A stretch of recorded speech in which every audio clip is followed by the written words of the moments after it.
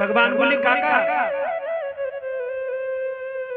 बुरा मत मानियो, बात तो ये है कि जो आनंद मुझे काकी के छिलकों में आ रहा था ना, वो तेरे माखन मिश्री में मुझे नहीं आया।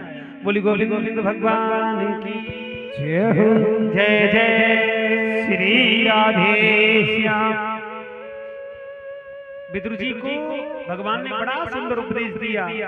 मैत्री मुनि से जाकर के विदुर जी की वार्तालाप भेंट हुई, सत्संग में पूरा जीवन व्यतीत कर रहे हैं। बिन सत्संग विवेक न होई, राम कृपा बिना सुलभ न सुलभ। बिना सत्संग के मनुष्य के जीवन में विवेक उत्पन्न नहीं हो सकता है। सत्संग का मतलब समझ रहे हैं? सत्संग का मतलब है सत्य की संगति करना, संतों की संगति करना सत्संग कहा जाता है। सत्य का साथ देना सत्संग कहा जाता है। दान करना भी एक प्रकार से सत्संग में ही आता है। बोली गोविंद गोविंद भगवान की।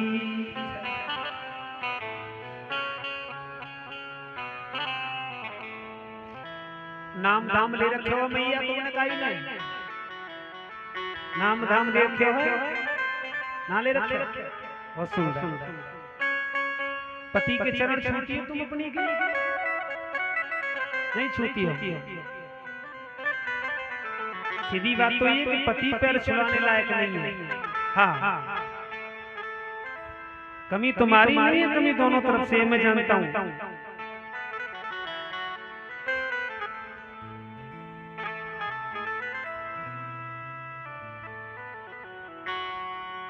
महाभारत का अंतिम चरण आ गया, पूरा चलते चलते। और महाभारत के अंदर प्रभु ऐसे ऐसे योद्धा थे, एक क्षण में पूरा महाभारत खत्म कर देते, एक क्षण में। लेकिन ऐसा भगवान ने होने नहीं दिया। क्यों? अगर ऐसा हो जाता ना तो फिर सत्य को कौन पूछता? कोई नहीं पूछता। वरवरिक के बारे में जानते हो? वरवरिक के बारे में कौन कौन जानता है? खाटू श्याम के बारे में जानते हो? हाँ, बस इतना ही जानते हो तुम।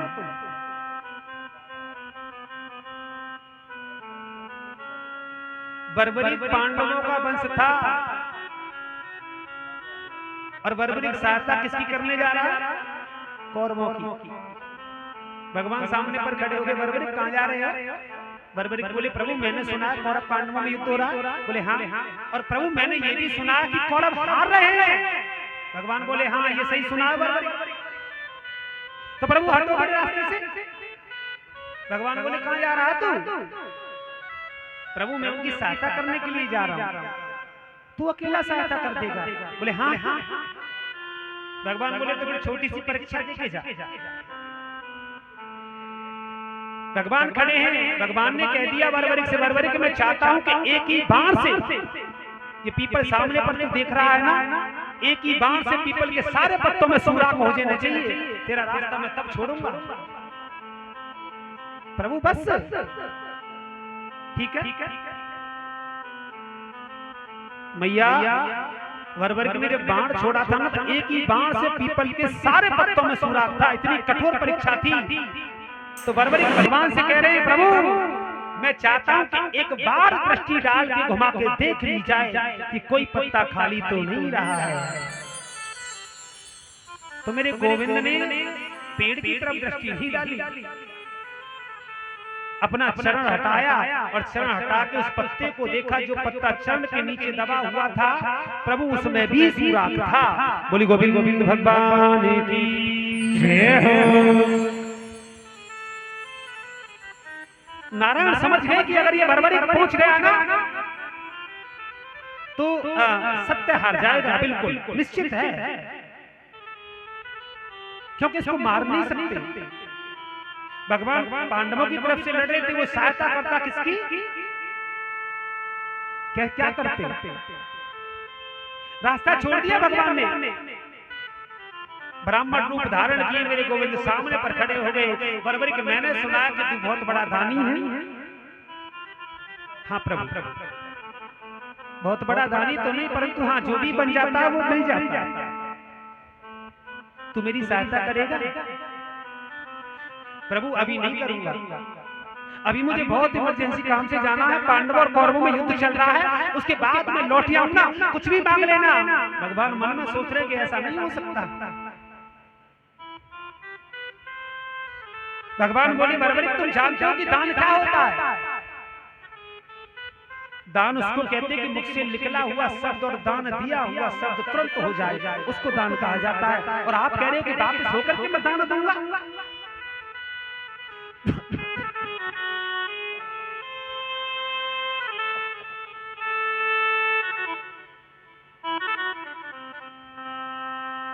बर्बरीक ने जवाब दिया, मांगो प्रभु, क्या चाहिए?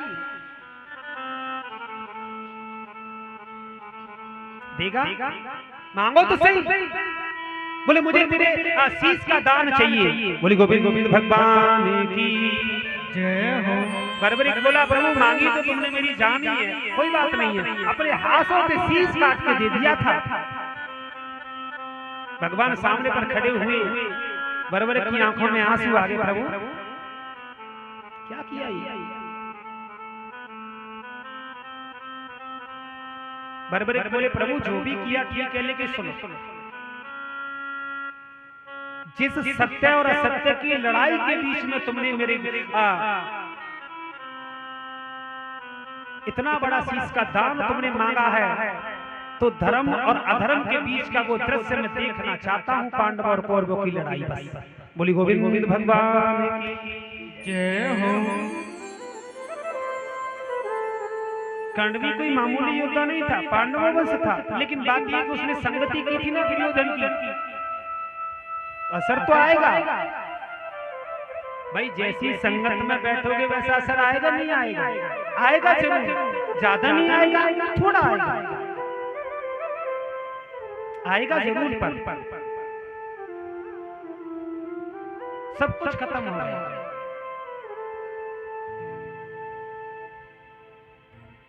महाभारत का केवल दो ही पुरुष थे कि जिन्होंने पूर्ण महाभारत को निहारा था, एक तो बर्बरीक और दूसरे पितामह भीष्म।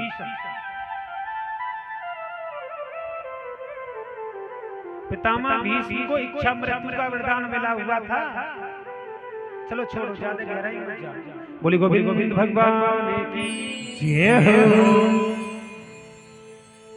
पूर्ण रूप से जब युद्ध समापन की ओर था ना, अकेला दुर्योधन बचा,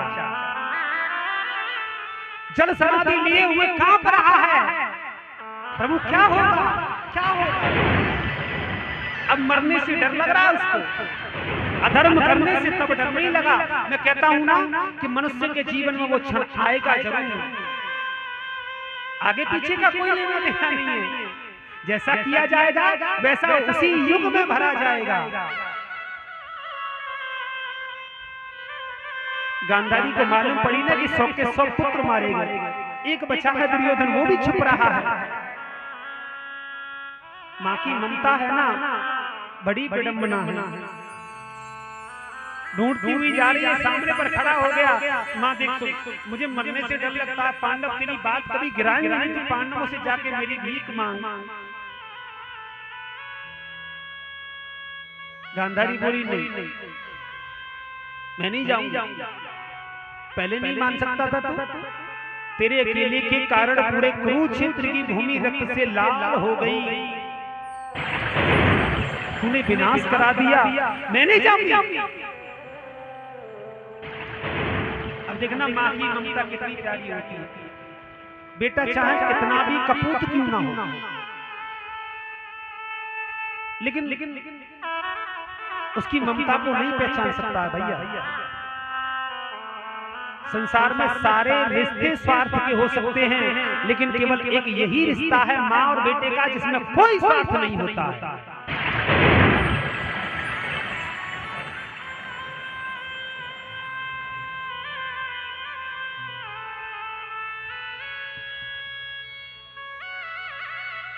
बोली गोविंद गोविंद भगवान की जय हो।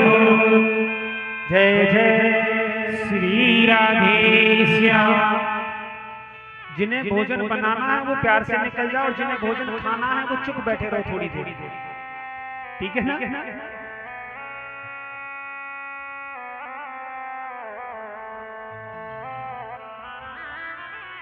गांधारी सामने पर कह रही है, बोले सुन, अगर तू ये पहले मान जाता तो क्यों ये विनाश होता?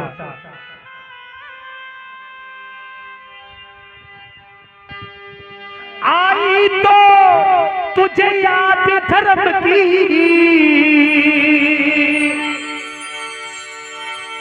हंस समय पे आई,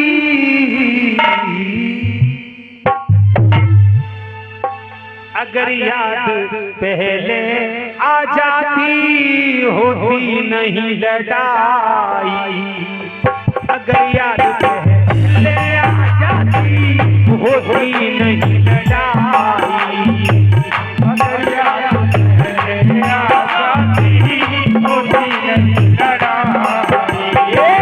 आई तो तुझे याद धर्म की, आई तो तुझे याद धर्म की, अंत समय पे आई, अगर याद पहले आ जाती होती नहीं लड़ाई, अगर याद पहले आ जाती होती नहीं लड़ाई।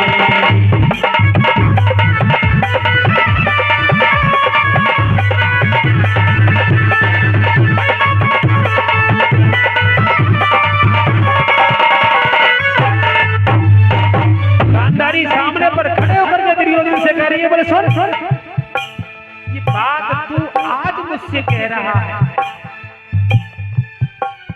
ये तूने पहले पीछे सोचा हुआ होता, तुझे मालूम है कि तेरे अकेले की वजह से पूरा कुल का नाश हो गया। ओ आई तो तुझे याद धर्म की, आई तो तुझे याद धर्म की, अंत समय पे आई, अगर याद पहले आ जाती होती नहीं लड़ाई, अगर याद पहले आ जाती होती नहीं लड़ाई।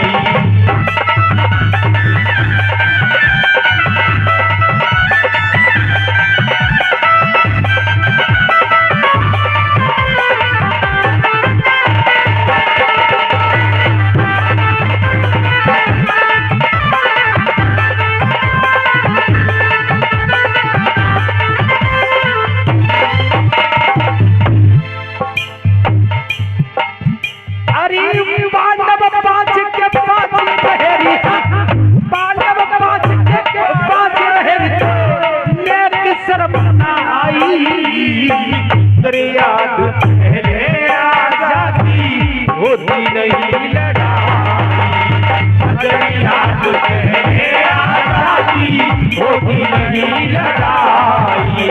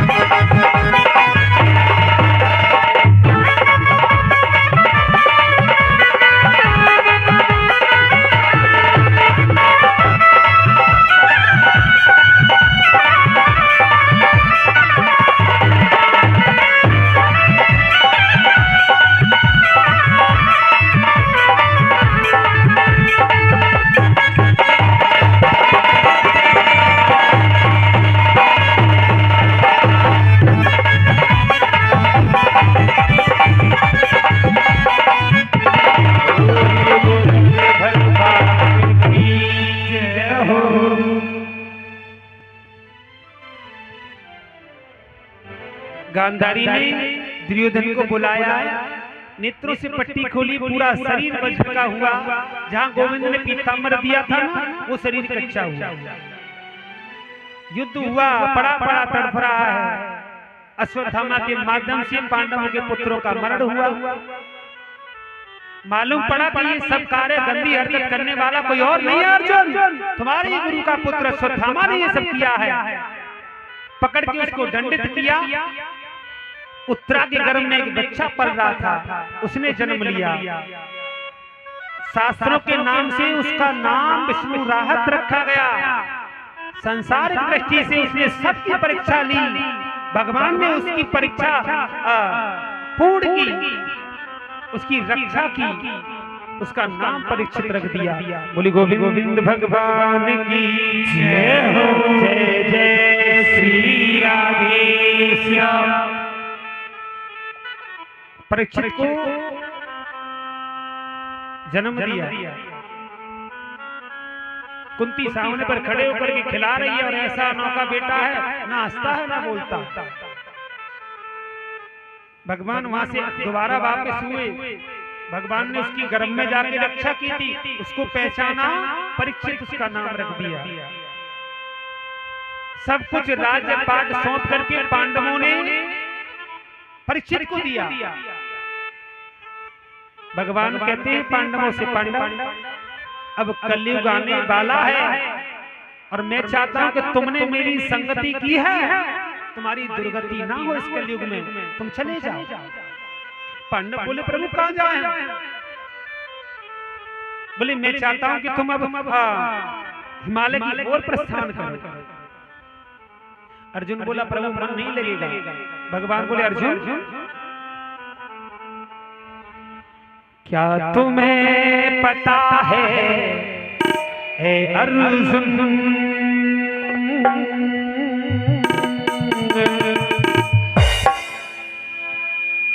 क्या तुम्हें पता है अर्जुन। युधिष्ठिर सामने पर खड़े खड़े आंसुओं से रो रहे, प्रभु मन नहीं कर रहा तुमको छोड़ के जाने की। अब कलयुग आने वाला है। बोले कलयुग लगने वाला है और मैं चाहता हूं कि तुम मेरे साथ रहे हो, दुर्गति होने नहीं दूंगा तुम्हारी। अन्याय और अधर्म की बोले अन्याय कलयुग में होगा, अधर्म कलयुग में होगा, तुम नहीं देख सकते इसको, तुम जाओ। पांडव का परीक्षित का विवाह पूर्ण किया पांडवों ने, पूरा सब कुछ राज्य पाठ सौंप करके, और पांडवों ने भगवान की बात को मान करके हिमालय की ओर प्रस्थान किया। बोली श्रीमद् भागवत महापुराण की जय हो। जय जय श्री राधे श्याम। प्रभु की कृपा से मनुष्य खूब सोचता है कि ये मैं कर लूं, ये मैं कर लूं, लेकिन नहीं होता। मैंने कल कहा था नहीं, कथा का जो समय रखेंगे 12 बजे से 4 बजे तक का रखेंगे, है ना? यही सोच लीजिए कि हम क्या हैं और वो क्या है। 12 बजे से कथा प्रारंभ तो नहीं हुई मामा, अगर एक आध जोड़ी कपड़ा कम सिल जाएगा ना तो कहूँ आफत नहीं आ जाएगी। मामी आई है क्या? कहाँ बैठी है? गई? चलो शाम को राउंड लगाते तुम्हारे यहाँ। नो समझ रहे हो कि पूरे रोरा पे हमारी राज है। जय हो। बोली गोविंद गोविंद भगवान की जय हो। अच्छे हैं लोग, बड़े भावुक हैं। मनुष्य को केवल वही कार्य करना चाहिए जो सामने वाले को अच्छा लगे, वरना एक बात बताऊं, कार्य सब हो जाते हैं। मनुष्य को कोई कार्य करने से, किसी कार्य को करने से रोक नहीं सकता है, लेकिन ऐसा कार्य से क्या फायदा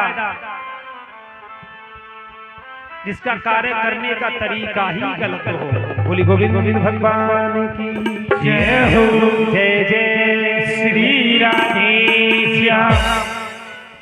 कल का जो प्रसंग है वो रामचरित्र मानस में थोड़ा प्रवेश करेंगे। शिव विवाह की महिमा गुणगान और राम जी का जन्म, राम जी का विवाह, बड़ी सुंदर पवित्र चर्चा है। तो सभी कीमती समय से काम को विराम करके 12 बजे उपस्थित होकर की कथा पांडव में बैठ करके श्रीमद् भागवत कथा को बड़े भाव से सुन करके धर्म लाभ उठाएं, जीवन को धन्य बनाएं। और एक बात और, कल राम जी का विवाह होगा बड़ी प्यारी प्यारी सुंदर सी झांकियों के साथ, तो कन्यादान के लिए अवश्य कुछ ना कुछ बर्तन, साड़ी, पैसा, रुपया, गाड़ी, घोड़ा जो भी उचित लगे वो लेके जरूर आना, पर खाली हाथ मत आना। चलो एक भजन गा दूं मैं, उसके बाद आरती प्रसाद वितरण कराते हैं।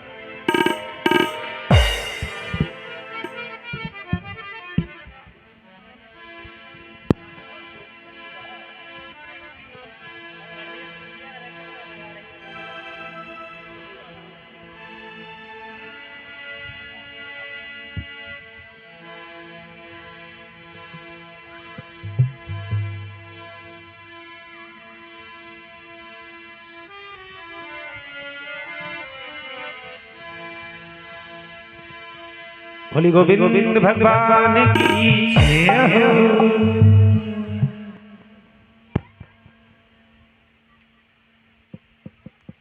रोला वाले की सूचना और दे दूं मैं, चलो बाद में पता लगेगा।